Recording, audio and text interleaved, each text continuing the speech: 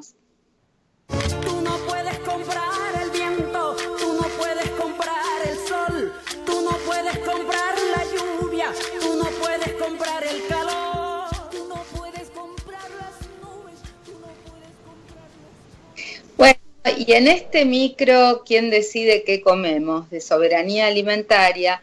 Como todos los lunes, estamos hablando con invitadas e invitados especiales. En este caso es nuestra entrevistada, la ingeniera agrónoma, doctora en agroecología, sociología y desarrollo rural sostenible, Silvia Vidal de Papucho. Ella es coordinadora técnica de la Escuela Vocacional de Agroecología en la Granja La Verdecita y además integrante de la Fundación Ecosur y también de la Red de Defensoras del Ambiente y el Buen Vivir. Hablaremos del modo en que las mujeres nos relacionamos con la naturaleza, de la importancia de los enfoques territoriales y de la revalorización o de la valorización y puesta en común de las experiencias ecofeministas en cuanto a la soberanía alimentaria. Muchas gracias, Silvia, por acompañarnos. Nos gustaría que nos cuentes un poco de tu experiencia con el trabajo de mujeres y la soberanía alimentaria. ¿Cómo estás, María José? Gracias por la invitación. Bueno, y por este tema en el que me siento tan a gusto, ¿no? Y transitando desde hace tanto tiempo.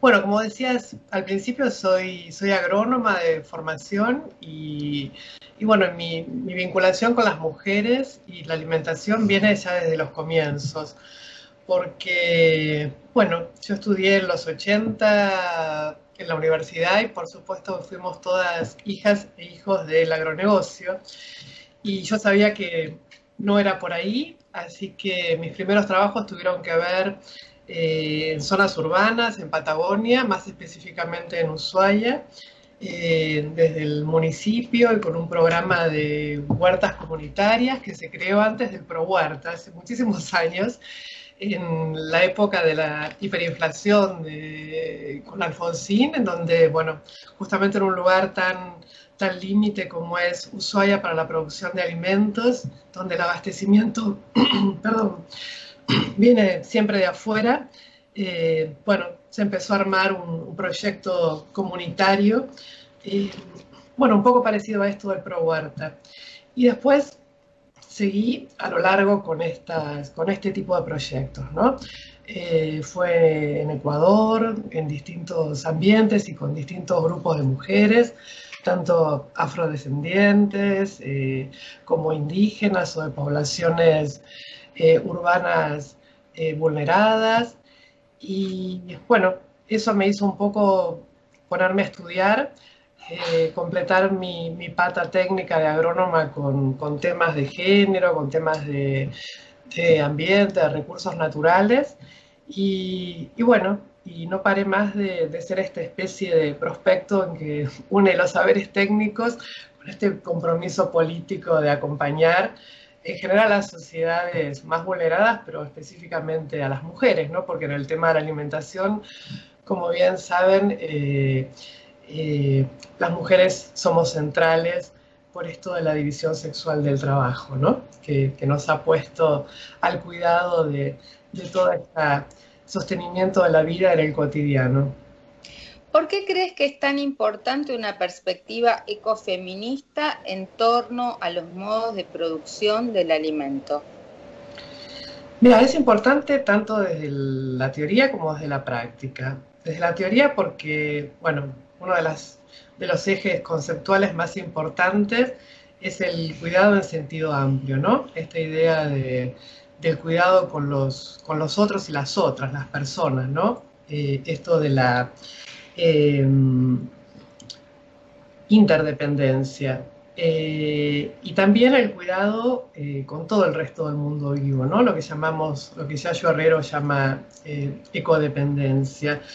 El cuidado en general es como la antítesis a lo que es la violencia, ¿no? La violencia que, por ejemplo, en el caso de la alimentación genera el extractivismo, genera el consumo ilimitado, sin reconocer los límites que la naturaleza impone a este crecimiento económico permanente, pero también tiene que ver con el cuidado dentro de lo doméstico y lo comunitario, ¿no?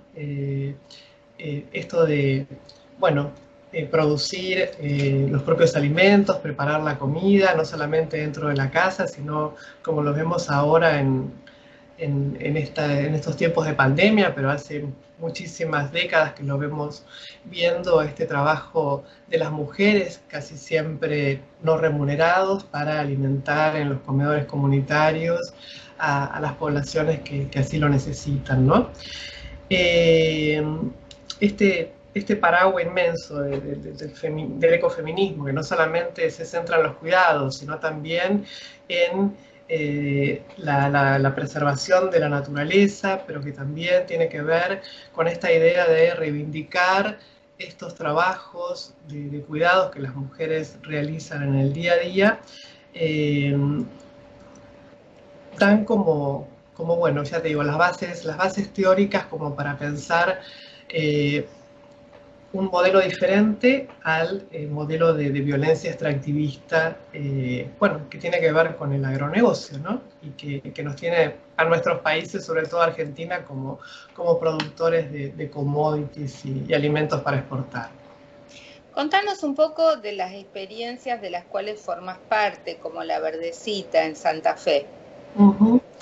Sí, por ahí hablo de la Verdecita, pero por ahí te cuento un poco, digo, hablaba de la teoría en cuanto a qué es lo que puede aportar el ecofeminismo en cuanto a sus ideas de alimentación, pero bueno, que tiene una pata muy fuerte en las prácticas concretas, ¿no?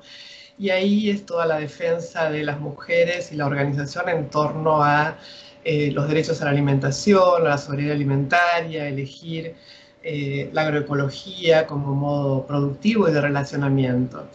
Y ahí bueno, entra esto que vos decís, ¿no? Es decir, mi vinculación desde hace ya década y media con las chicas de la colectiva La Verdecita de Santa Fe, que tienen un proyecto así de multivariado, por un lado con una pata feminista y con otra pata puesta en la alimentación consciente. En donde, bueno, se viene armando desde todos los ángulos posibles un modelo bastante sostenible en cuanto a producción, intercambio y consumo de alimentos. Esto empezó con la adquisición hace muchos años con Chabela Zanutig, un grupo de mujeres que venían de casi 2 décadas de conducción del Sindicato de Amas de Casa y que a principios de los 2000 consiguen financiamiento para armar una chacra muy chiquitita de 2 hectáreas agroecológica, con la idea, bueno, de la autogestión tanto de alimentos como de empleo para las mujeres de barrios carenciados. Esto, para no hacerlo muy largo, en 20 años se ha convertido en un consorcio de productoras y productoras que están en transición agroecológica, en un mercado, El Progreso, en asociación con la municipalidad, pero que también hay, sobre todo en pandemia, muchos focos distintos de ventas en la ciudad, una escuela de agroecología, la EVA, y bueno, y también módulos de producción que comparten con el INTA en una estación Ángel Gallardo. Yo acompaño esto desde lo técnico, pero bueno, también desde el activismo, ¿no? ¿Cuál es la perspectiva futuro de esta relación de las mujeres y el cuidado de la naturaleza?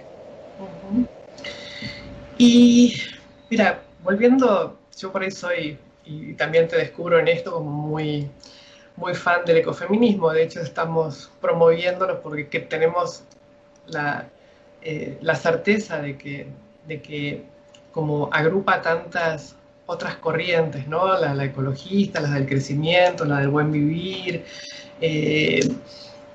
tiene como las principales respuestas justamente para, bueno, hacer que se pueda llegar a generar alternativas, que de hecho ya se están haciendo en distintas partes del país y de Latinoamérica sobre todo, para que este modelo de producir basado en, bueno, justamente en las bases materiales que sostienen la vida y dejando de lado esta forma así patriarcal, extractivista de producir que tiene el agronegocio, bueno, se pueda a partir de la experiencia de subsistencia y los saberes de las mujeres, plantear modos, bueno, mucho más amigables con el entorno y entre las personas, bueno, para que un derecho tan básico como es al alimento se pueda hacer realidad, sobre todo en un país en donde hay abundancia de esto, ¿no? Muchísimas gracias, Silvia Vidal, por haber compartido este micro, quién decide qué comemos con nosotras. Y bueno, nos siguen en las redes sociales, en todas las vías de contacto de la red de defensoras del ambiente y el buen vivir. Nosotras te agradecemos y seguimos en contacto para quienes también quieran tener contacto contigo para derivarles a tus datos. Así que muchísimas gracias y seguimos con más Café con Luber. Gracias a Tú no todos. puedes comprar